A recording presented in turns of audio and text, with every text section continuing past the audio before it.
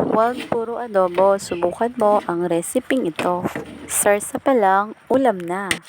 Mag-isa lamang ng luya, saka isunod ang bawang at sibuyas. Haluin lamang hanggang sa mag-golden brown ang ating bawang at sibuyas. Saka ko nilagay ang manok. Saka ko nilagyan ng oyster sauce, soy sauce, at konting tubig. Saka ko tinakpan para mas madaling lumambot. At nang kumulo na, hinalo ko lamang ito para magpantay po ang luto ng ating manok.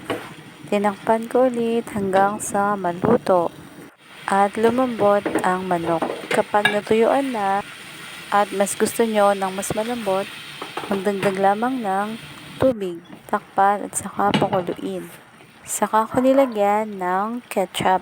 Ako ay hindi mahilig magsukat, kaya tinatansya ko na lamang ang mga ingredients na aking nilalagay. Hinalo-halo ko lamang para malagyan po ang ibang bahagi ng manok. Tinakpan ko at pinakuluan. Instead na suka, kalamansi juice po ang aking nilagay. Haluin lamang at pakuluin ng kaunti.